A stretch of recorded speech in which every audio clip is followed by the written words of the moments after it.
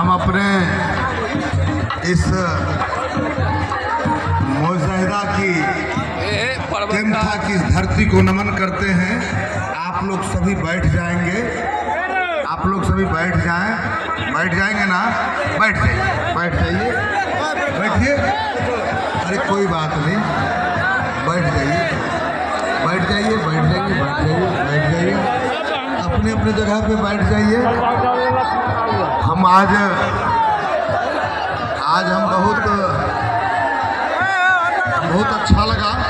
हमारी इस भारत की दो बेटियां, इस भारत भूमि की दो बेटियां हमें बहुत अच्छा लगा कि इस भारत भूमि की दो बेटियां जिस तरह से अपने कला और मेहनत से समाज को जगाने का भी काम कर रही हैं और समाज को एकत्रित करने का भी काम कर रही हैं। इन दोनों बेटियां के नाम से जोरदार ताली बजाएंगे आप लोग।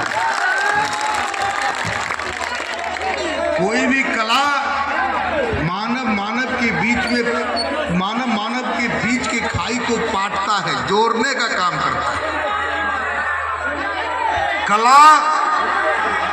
कला ही हम लोगों को एक जगह इकट्ठा किया, और जब इस कला में अनुशासन आएगा, कला में जब अनुशासन आएगा तो निश्चित रूप से भारत एक श्रेष्ठ भारत के रूप में हम लोग भारत को मजबूत कर सकेंगे।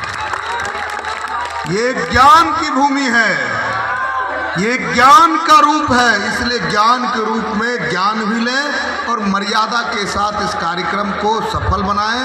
ये आपका भी दायित्व है, ये आपका फर्ज है। हमारे अतिथि हैं, जितने कलाकार हैं कहीं से आए हैं, वो हम लोग के अतिथि हैं। इनका सम्मान हम लोग करेंगे। तो ये जब जाएंगे अपने यहाँ, कहेंगे कि परवत्ता के एक तेमथा गाँव गल रही है, और वहाँ के बच्चा से लेके जवान से लेके हमारी माता बहन बच्चा सब उनका कितने हमरा सबके सम्मान करने रहे। तो हम और सबके मान प्रतिष्ठा बढ़ते कि घटता है? बढ़ता है ना। ये इनका नाम सभी कलाकारों के नाम से जोरदार ताली बजाइए, बजाते रहिए, बजाते रहिए। नहीं बज रहा है, लगता है नहीं बज रहा है, और सब लोग बजाइए, सब लोग बजाइए। नहीं, आप एक चीज और, हम एक अपील करके हम यहाँ से जाएंगे। हम अपनी दोनों बहन के बीच में, हमारे सब भाई हैं, उन लोगों के बीच में एक अपील करके जाएंगे। अपने कव्वाली के माध्यम से समाज को जागृत करके भी आप लोग जागृत करते हैं, तो पैगंबर साहब का सबसे बड़ा संदेश जरूर दे के जाएंगे। उनका संदेश क्या है? क्योंकि हम हिंदू समाज में पले हैं, लेकिन जब हम आपको देखते हैं, आप लोगों को देखते हैं, तो हमको पता चलता है कितना कर्मनिष्ठ ये धर्म है, अनुशासन वाला ये धर्म है, अनुशासन युक्त ये धर्म है।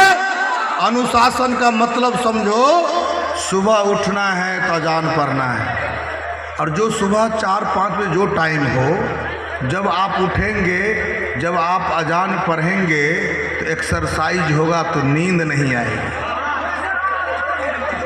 और जब 12 बजे फिर अजान पढ़ने का समय था, 12-1 के बीच में जब पढ़ने जो समय हो, उस समय नींद बहुत आती है, उस समय भगवान को भी याद कर लिए और आपका एक्सरसाइज भी हो गया।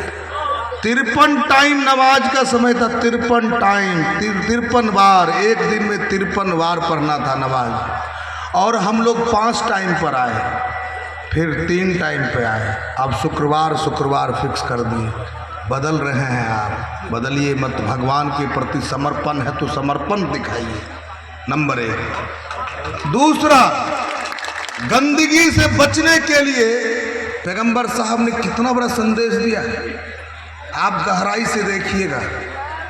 गंदगी से आप हम जो पैजामा ये पहने हैं ना, यहाँ तक पहनना है, हम भी वही पहनते हैं, थोड़ा ढीला हो गया है यहाँ तक। यहाँ से क्या हुआ कि नीचे गंदगी ना सट जाए, अगर सट जाए तो अपवित्र माने जाते हैं, है ना, अपवित्र माने जाते हैं ना।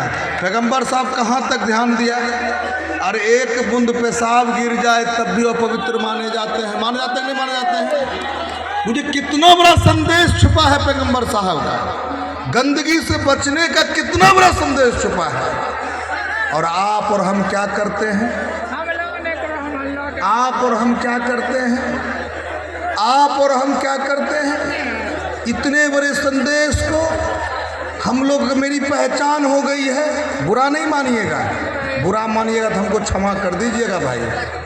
हम जब किसी इस्लाम मोहल्ले की ओर जाते हैं तो आगे गंदगी ही पहचान हो गई।